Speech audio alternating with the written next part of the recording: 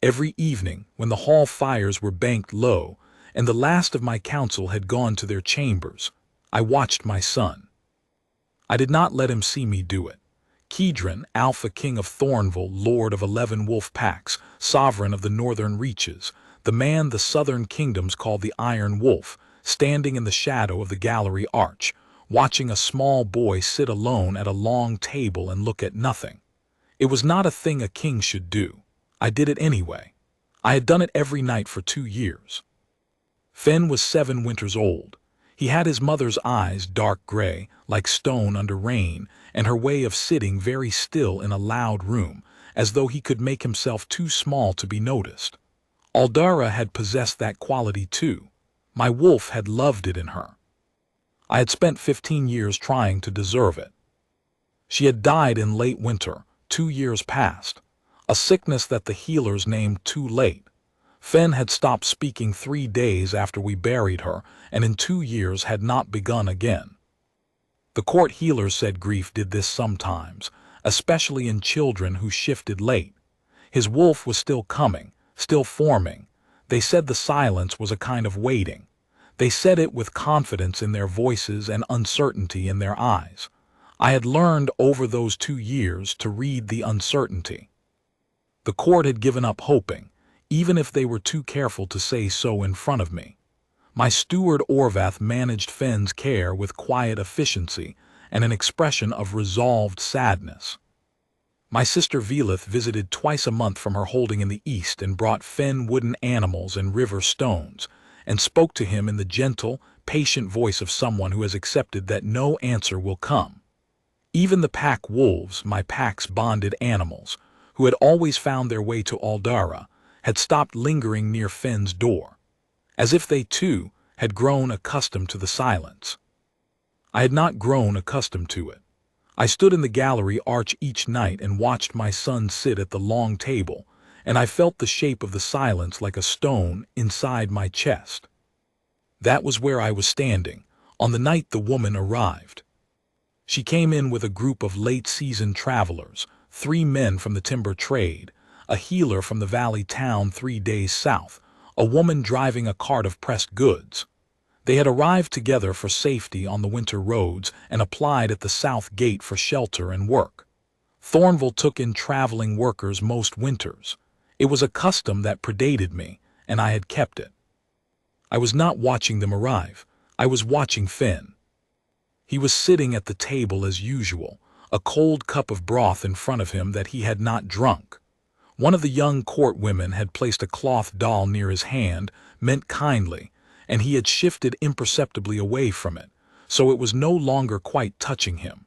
He was looking at the fire at the far end of the hall, not at anything exactly, just at the light.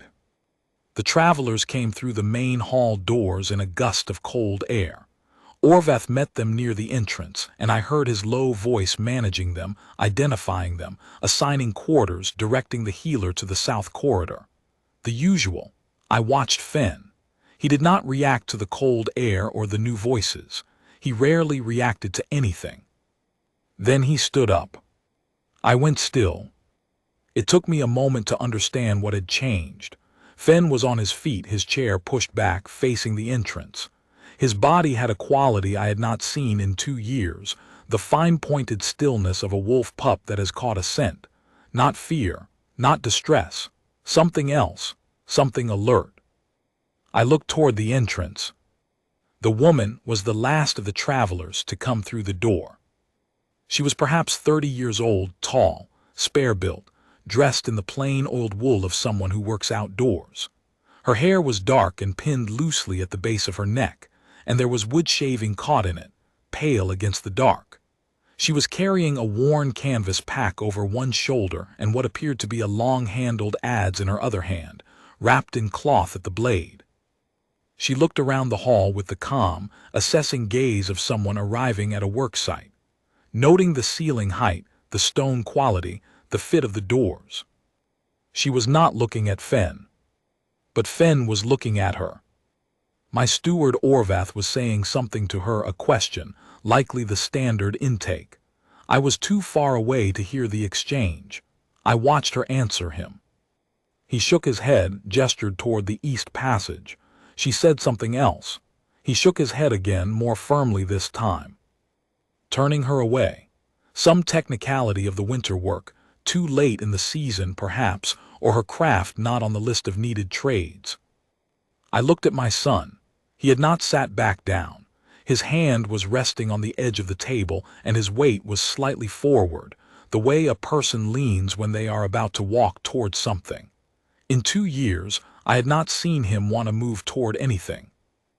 I walked out of the gallery arch, down the side of the hall, and arrived at the entrance.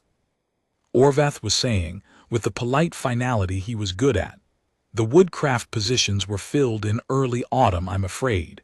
We have no call for." "She stays," I said. Both of them looked at me. Orvath with the careful blankness of a man who has served me for 14 years and knows better than to look surprised.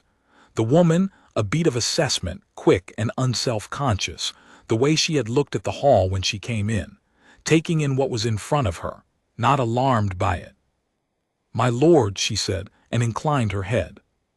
"There is winter repair work on the east stockade," I said, which was true.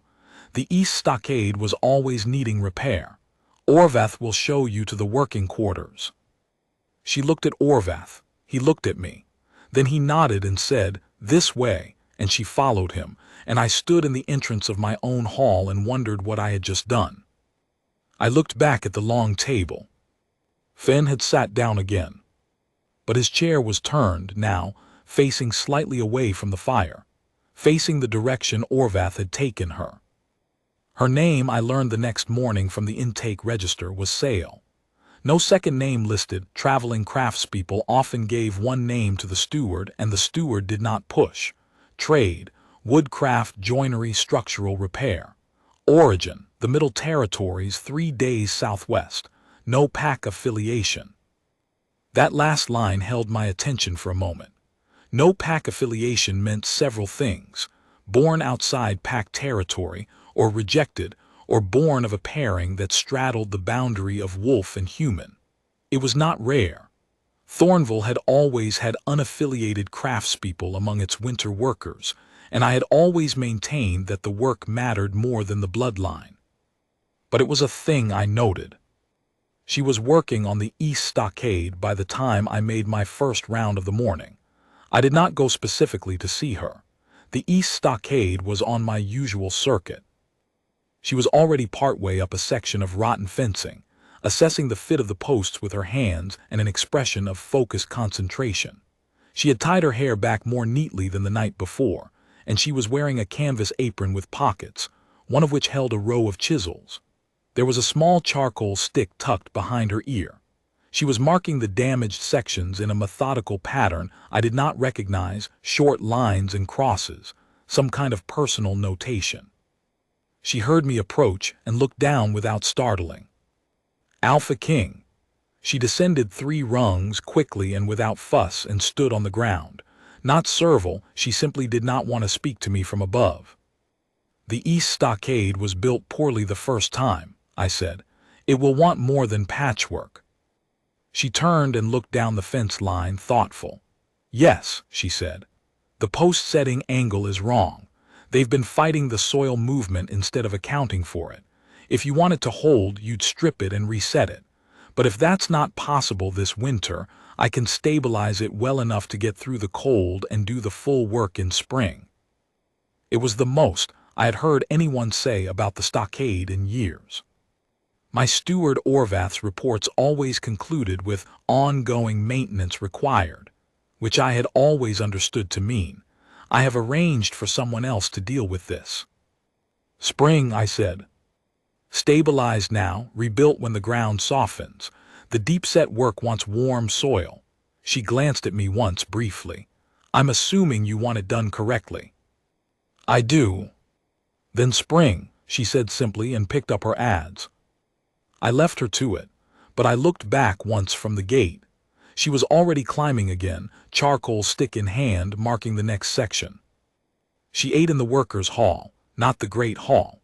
She sat at the far end of the long bench with her tin cup and her meal, and what appeared to be a small folded square of paper on which she made drawings or notes between bites. She did not seek company. She was not unfriendly. I observed from a distance the next 2 evenings that she answered when others spoke to her and occasionally said something that made the person next to her laugh. But she did not initiate.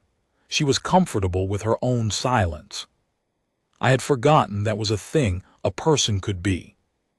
My wolf settled for 2 years into a low, banked quiet, like the hall fires after midnight moved in my chest when I watched her.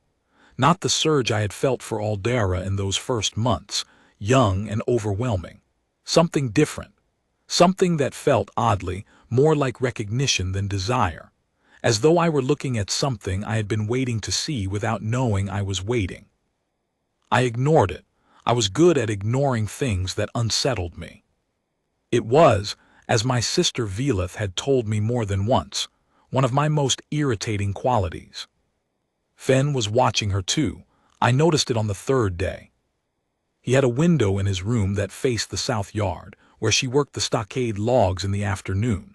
I was passing his door when I saw it, the door ajar, and through the gap my son standing at the window with his hands on the sill, watching the yard below. He was not watching the yard in the abstract way he watched the hall fire. He was watching her. I could tell by the quality of his attention, focused, specific, tracking her movements as she worked. I did not push open the door. I continued down the corridor.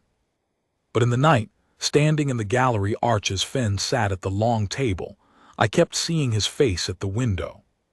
That quality of attention, the slight forward lean.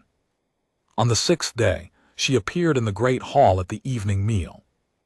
She had been invited, the winter workers often were, once a week as a custom of the house, and she arrived at the hour clean, her hair combed, wearing the same plain clothing in a slightly less worn configuration.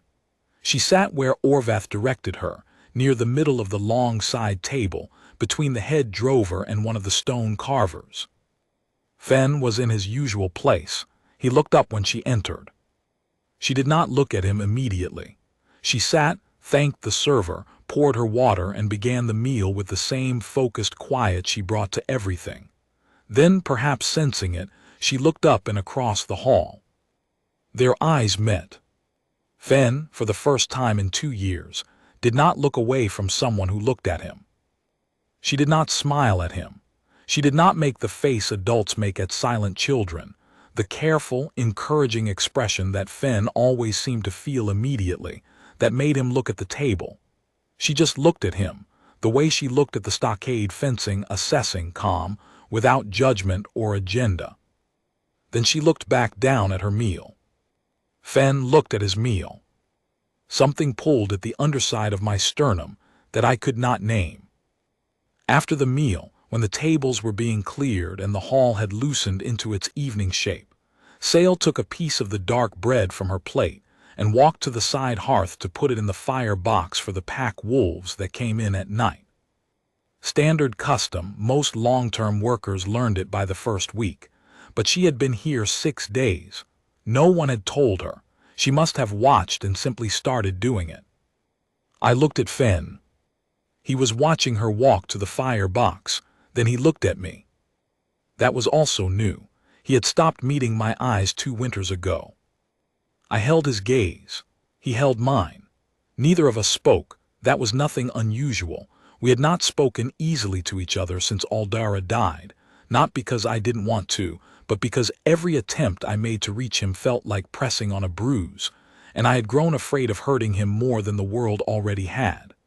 But he held my eyes for 3 full seconds before he looked back at the fire box. 3 seconds for Fen was a long time.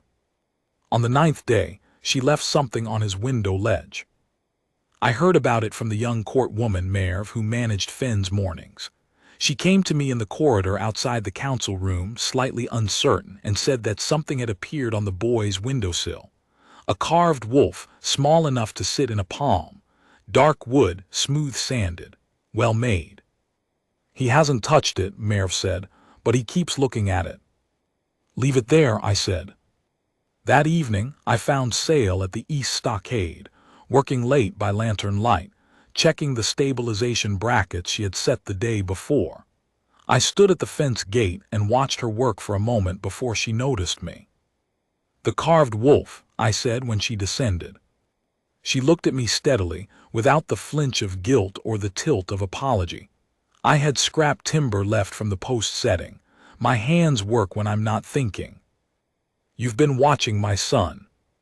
"He's been watching me," she said, not defensively, just accurately. "I didn't seek it, I wouldn't presume to." "And the carving?" She was quiet for a moment. "He never looked at the cloth doll," she said. "He looked at the thing I left as if he recognized it. I think children recognize things made by hand differently than things made in quantity." She paused. "If it was wrong to leave it, I'll remove it." "Leave it," I said. She nodded and turned back to her work.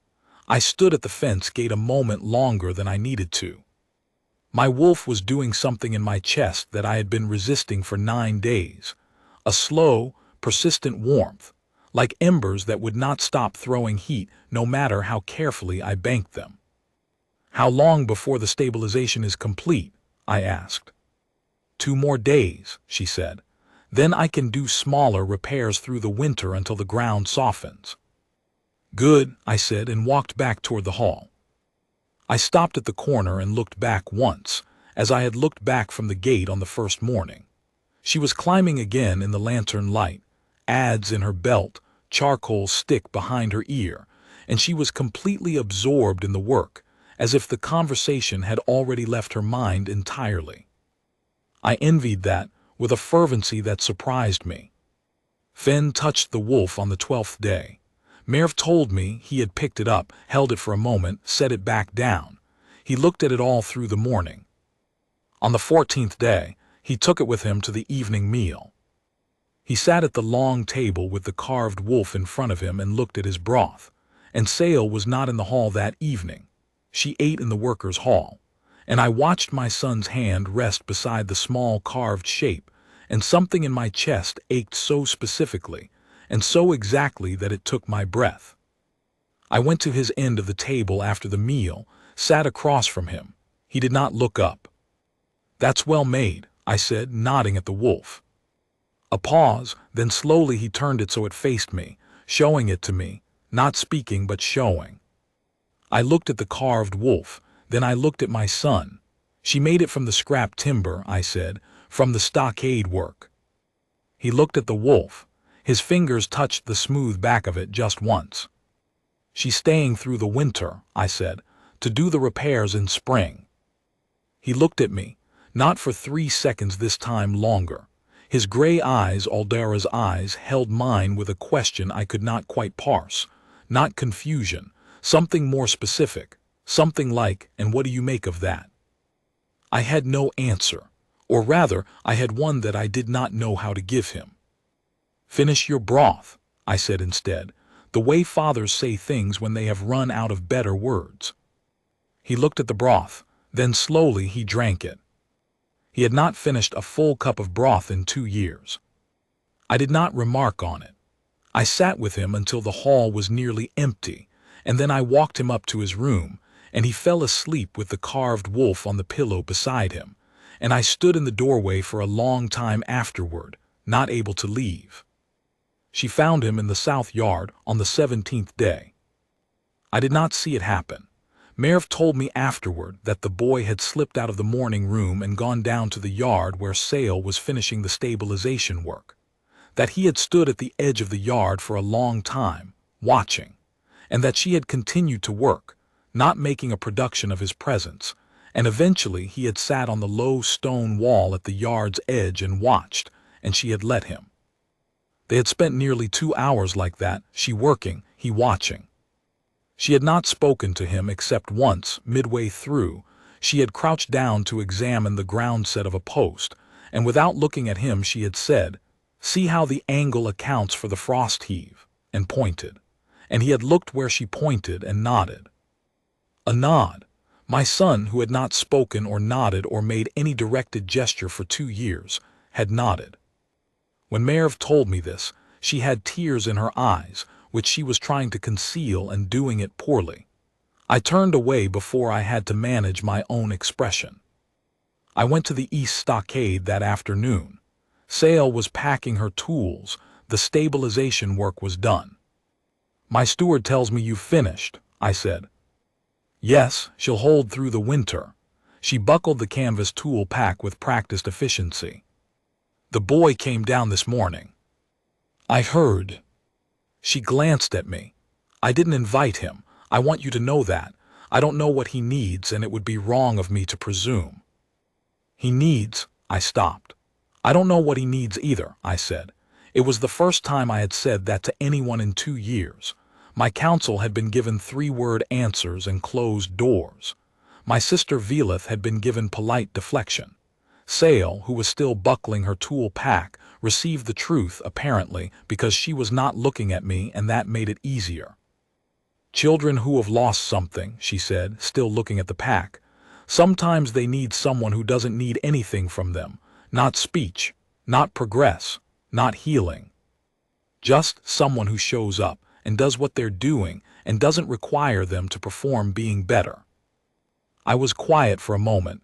"You're speaking from experience." "My father died when I was 9. She lifted the pack, settled it on her shoulder. "My mother needed me to be sad in a way she could see. I wasn't good at that. I found it easier to be near people who were doing work." She looked at the stockade. "Hands and wood, the same principles every time. It doesn't ask anything of you." I looked at the stockade. I had not understood until now why Fenn watched her. Not because she was kind to him. Many people were kind to him, carefully, studiously, with all the weight of their kindness pressing on him like a hand on a bruise. She was not trying to be anything to him. She was simply there doing work, and he could be near that without cost. "Thank you," I said, "for the carving." She looked at me briefly. "I hope it was all right to leave it." "It was," I said. "He sleeps with it." Something moved across her face, not sentiment, not the gratified warmth of someone who has done a kind thing and been acknowledged. Something quieter, something that looked almost like relief. The first snowfall came on the 22nd day. Thornville's first snows were heavy. The geography of the valley funneled them, and by morning the yard was knee-deep. Half the winter workers spent the day digging out the South Passage.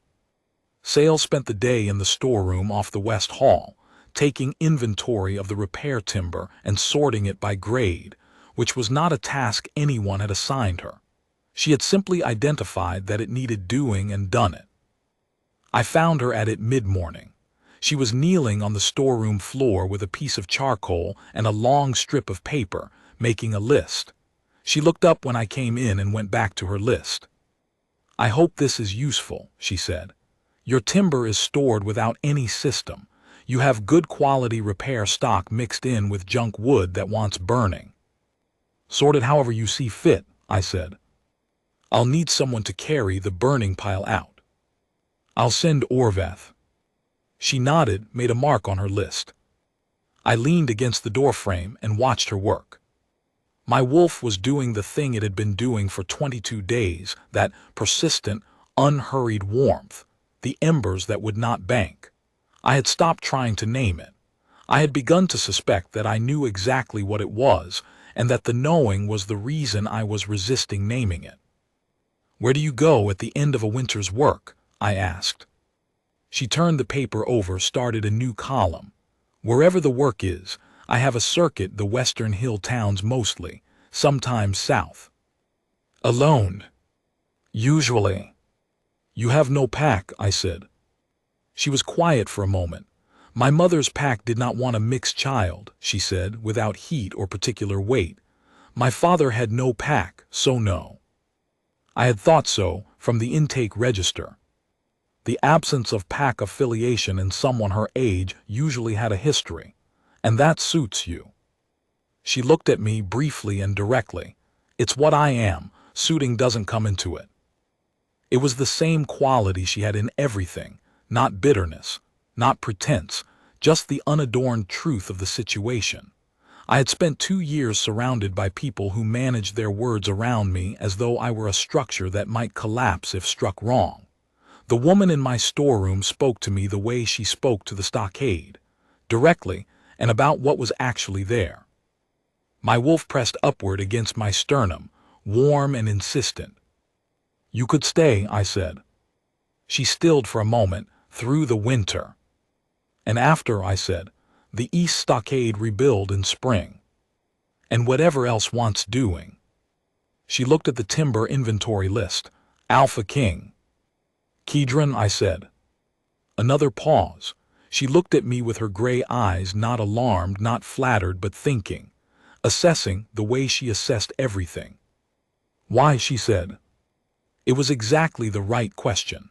No other person in my court would have asked it.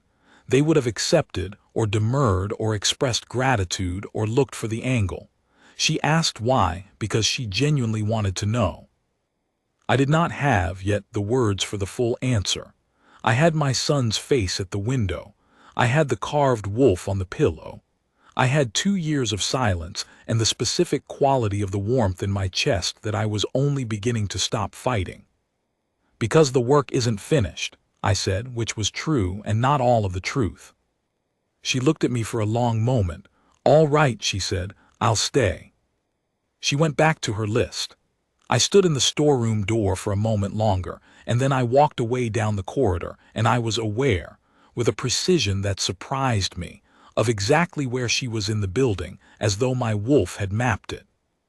Fen went to the storeroom on the 25th day. He did it quietly, slipped out of the morning room while Merv was distracted, found his way through corridors he was not supposed to navigate alone, appeared in the storeroom doorway where Sale was working. Merv found him there an hour later, sitting on a stack of sorted timber while Sale worked around him, talking as she went, not to him exactly, not making it a lesson, just saying things out loud as she worked. "This one's pine, too soft for load-bearing. This one's hardwood, probably ash, see the color of the grain. This lot can all go." A running commentary on the work, the same way Kedron supposed she thought, in the actual sequence of the thing without decoration. Fen was listening. Merv could tell by the way he tracked the words, the slight movement of his gaze to whatever Sale indicated. Merv reported this to me with a careful expression that conveyed, "I do not know what to make of this, and also please tell me this is good." "Let him go where he wants," I said. "Don't stop him." "My lord, if he gets into something." "He won't," I said, which was not entirely logical, but I believed it. I did not know why I believed it. That evening at the meal, Fen sat at the table and looked at his hands and then looked across the hall at the workers' table, and Sale was there, eating her meal and making her notes, and for a moment the two of them were just looking in the same direction at the same time, and something passed between them that I could not explain and did not need to. On the 31st day, he followed her to the morning yard. She was doing preliminary measurements for the spring rebuild pacing distances, making marks in the snow with a pointed stick, recording them on her paper. He followed at 3 steps distance, his boots making smaller prints beside her larger ones in the snow. She did not acknowledge him. She paced and marked and wrote. Then she stopped, looked at the angle of a corner post, tilted her head. "What do you think?" she said without looking at him. A long silence. "It's crooked," he said. I was standing at the hall window above the yard. I heard it through the glass. He spoke quietly, a child's voice, rusty with long disuse, but he had spoken. 2 words, and they were exactly correct because the post was crooked and he had seen it. She did not turn to him with the face people used. She did not exclaim or reach for him or say, you spoke, oh." She looked at the post. "Yes," she said, "it is. That's what I'll fix in spring." She made a mark on her paper and kept walking. I pressed my hand against the cold glass of the window. My wolf surged in my chest, not the persistent warmth of weeks, but something urgent and enormous, as if every ember had become a flame at once. It knocked the breath from me. I understood, immediately and without doubt, what it was. I had felt it once before, long ago, for Aldera. The mate bond. It was not the word crook that set it off, and it was not the months of watching, though those had worn me down to readiness. It was the moment after, Sale's unadorned yes and her next step forward, and the way she had given my son something immense without performing the giving of it. She had let him be useful. She had let him be right. She had asked his opinion as though it mattered, and when he gave it she had moved on, as if opinions were simply things that came and went, and none of them required a ceremony. My son took another step through the snow, and then another, closing the distance to 2 steps instead of 3. And Sale kept walking and measuring, and Fen walked beside her, and they moved together down the fence line in the cold morning air, and I stood at the window with my hand on the glass and my wolf burning in my chest like something that had been waiting a very long time to wake up. I asked my sister Velith that evening, through the fire correspondence we kept during heavy snow, letters carried on fast horses, impossible to confuse with diplomacy. It was a family custom. "He spoke today," I wrote. 2 words, to the Woodcraft woman. She did not make it a matter of it, and he has not seemed frightened by the fact of it. I do not know what to do with this. Velith's answer came the next morning. "What are you afraid of?" she wrote. She had never been interested in softening things. I looked at the question for a long time.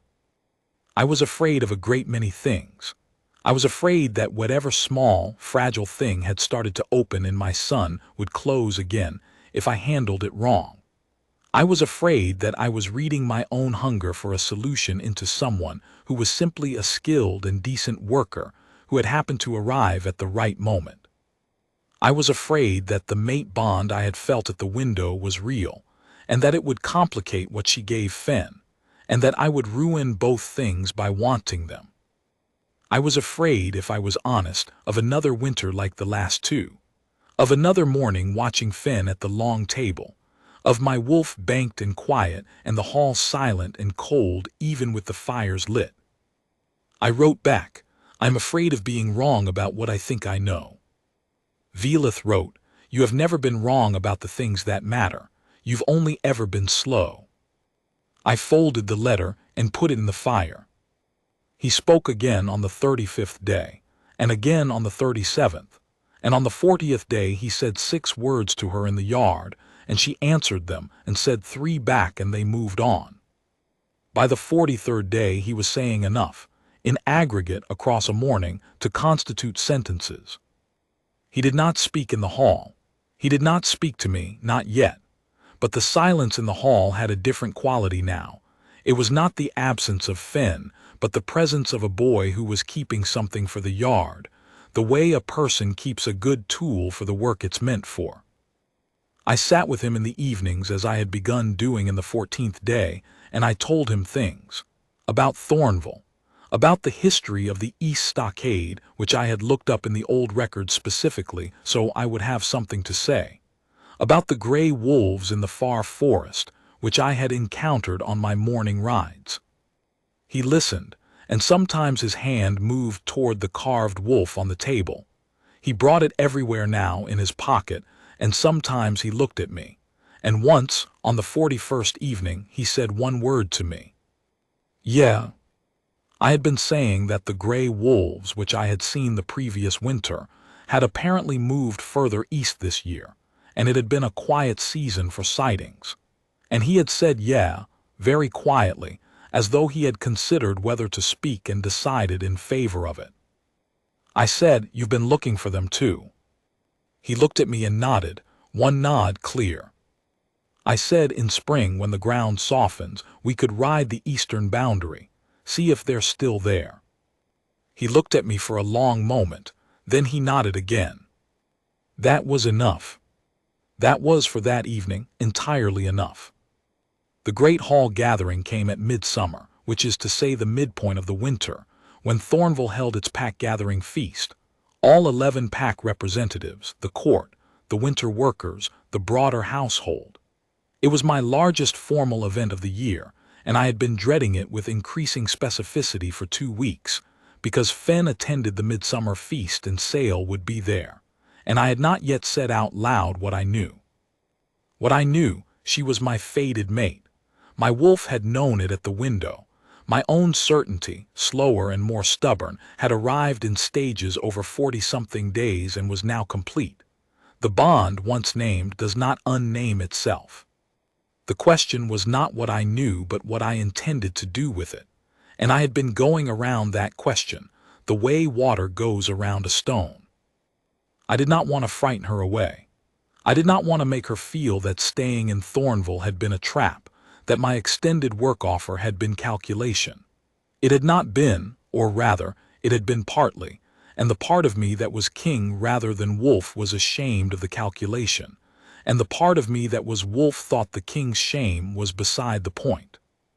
I told myself I would say nothing at the feast, that I would manage the evening with the same quiet competence I brought to other difficult things, and that I would find a time later, a time of my choosing, a time that was not in front of the assembled court and all 11 pack representatives.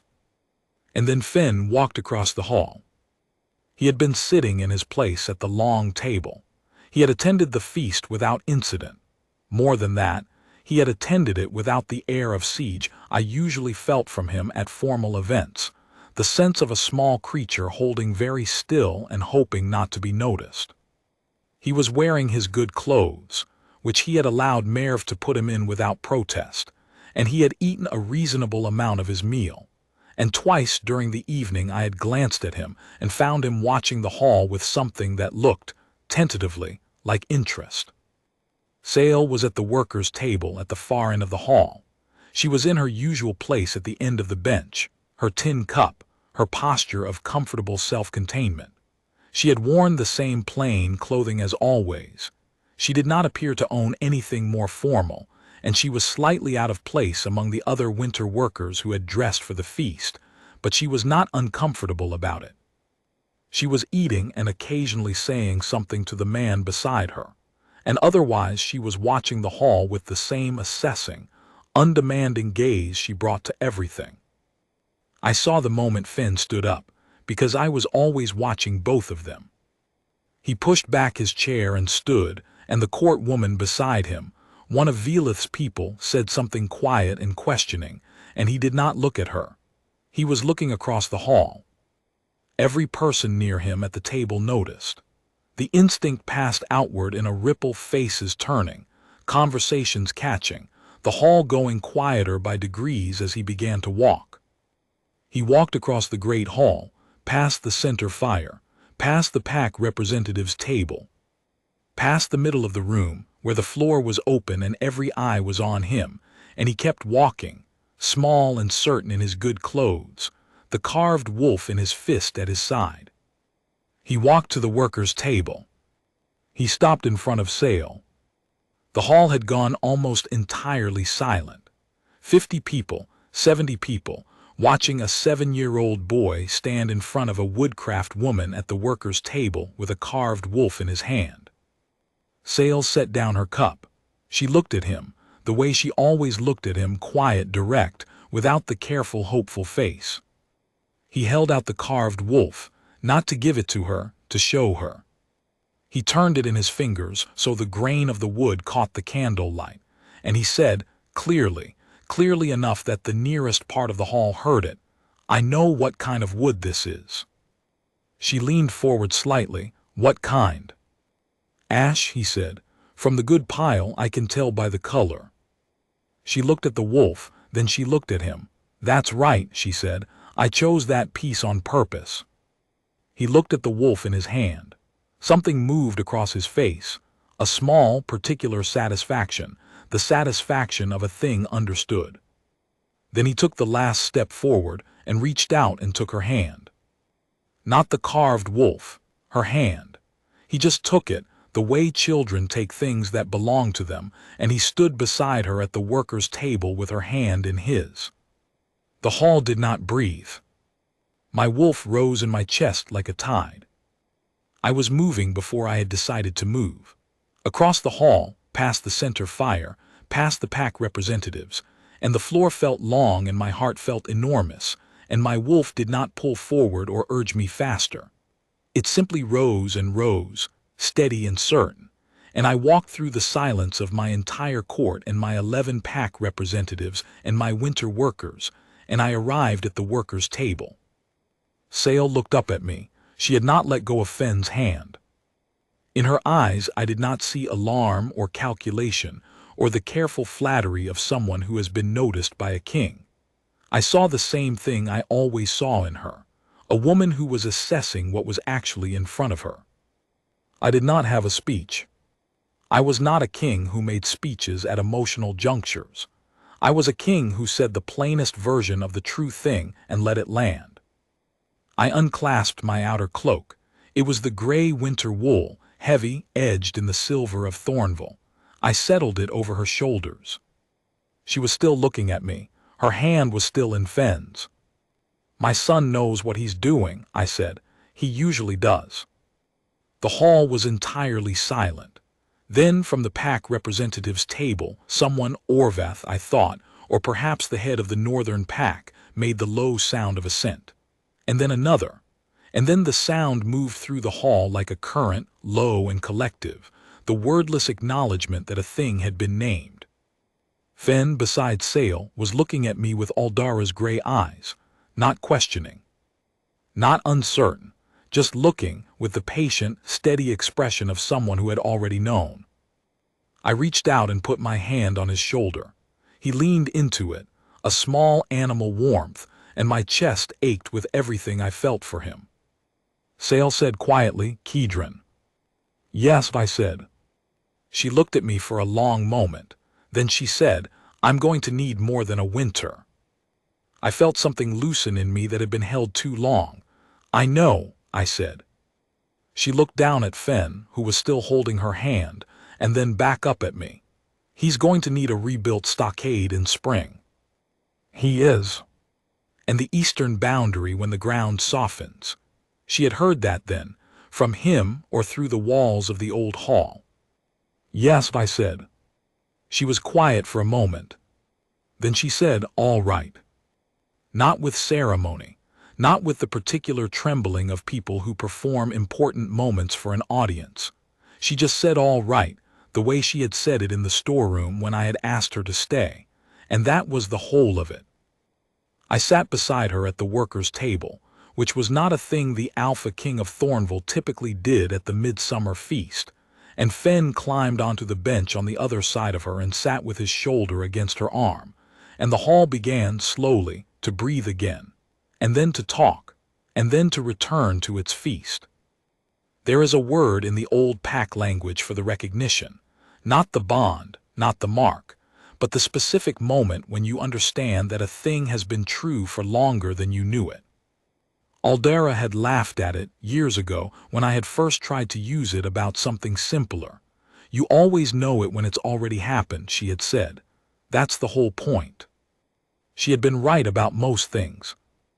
After the feast, when the hall had quieted and the pack representatives had gone to their quarters and the winter workers had filtered back to their hall, Fenn fell asleep on the bench between Sale and me, his head tipped sideways against her arm, the carved wolf still in his hand. I did not wake him. I sat and looked at the low fire in the center of the hall and listened to his breathing. Sale looked at him for a long time, and then she said, very quietly so as not to wake him, "He said the post was crooked." "I know," I said. "I was at the window." She glanced at me. "You heard?" "Yes." She looked back at Fenn. "He knows the grain of wood," she said, "and the difference between frost heave and simple settling in a fence post. He figured that out himself. I didn't explain it. He just watched and worked it out." "He's Aldara's son," I said. She saw the structure of things. Sale was quiet for a moment. "He'll be good with his hands." "Yes." "He should be taught properly, not just watched." "I know," I said.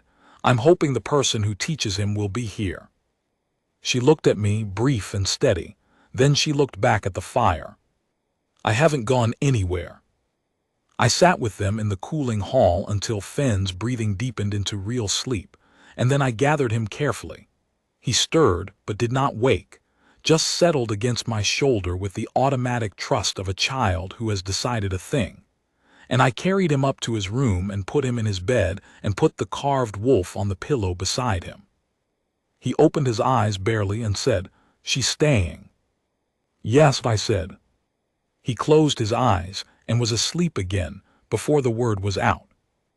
I stood in the doorway for a moment looking at him, the carved wolf on the pillow, the slow rise of his breath, the gray of his eyes invisible now behind closed lids, but I knew them, and I knew he had been right about what he had decided.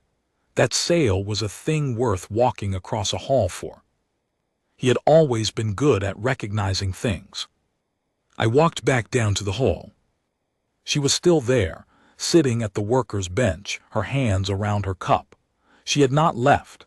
She did not look up when I came in, but she tilted her head slightly in the way she did when she heard a thing she was deciding whether to name. I sat across from her at the table. "He'll sleep until morning," I said. "Good," she said. "He was up before dawn." "He usually is." "I know," she said, and that meant she had been watching too, the lights in his window, the small prints in the morning snow. I looked at her hands around the cup, at the small calloused places that came from an adze handle and a chisel and decades of making things that held, at the line of her in the low firelight, plain and direct and entirely herself. "I owe you an honest accounting," I said. "I knew at the storeroom when I asked you to stay, not entirely, not the full weight of it, but enough. You should know that."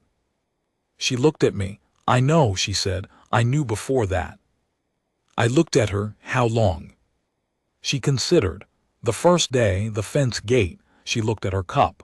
"You didn't have to come to the gate yourself. You had a steward." I had nothing to say to that, because she was entirely correct. "I didn't know what it meant," she said. "I'd never," she paused. "I didn't know what a bond felt like before. I didn't have much of a context." "No pack," I said. "No pack," she said. "No fated mate. I thought perhaps I was just imagining something I wanted." A pause. "I've been careful about that before, imagining things that weren't there." It was the most she had ever said about her own interior, and she had said it quietly, without asking for anything. I understood then the cost of the careful watchfulness she maintained, not coldness, but a long history of not trusting her own reading of a thing. "You weren't imagining it," I said. She looked at me steadily. "I know that now." Outside, the winter held Thornville in its particular cold, not harsh tonight, just deep and still, the kind of cold that settles when the snow is thick and the wind has stopped and the world holds its breath. In the morning the yard would be bright and Fen would be up before dawn to see how much had fallen, and Sale would be at the stockade by first light taking measurements, and I would find some reason to pass the east gate on my morning round. That was what it would be. That was the shape of it. She finished her cup and set it down and looked at the table, and I looked at the table, and the fire banked lower, and for a while we were just two people sitting in the quiet of a large hall, which was its own kind of enough. "In the morning," she said finally, "I want to look at the corner posts before the snow gets any deeper. I'll tell Orvath to send someone to help with the measurements." "No need," she said. "Fen can hold the line." I looked at her. She looked at me, and the corner of her mouth moved, not quite a smile, but near it. The first time I had seen that particular expression on her face. It was, I thought, a thing she did not do often and perhaps had not done in some time. "He has a good eye," she said. "He does," I said. We left it there. She rose and gathered her cup and nodded once, the way she did at the end of a work conversation, and walked toward the workers' passage. She did not look back, which I had come to understand was not indifference, but simply her way of being complete with a thing before she moved on to the next. I sat in the hall for a while longer, alone with the dying fire and the silence of a house that held, somewhere in its upper rooms, my son sleeping with a carved wolf on his pillow, and the knowledge, settled into him as thoroughly as he had settled any other thing he understood, that the woman in the worker's wing was staying. He had known before I admitted it to myself. He had walked across the hall and taken her hand and said, "I know what kind of wood this is," and the whole of it had followed from there. I looked at the fire. He had always been good at recognizing things. In that, at least, he was entirely mine.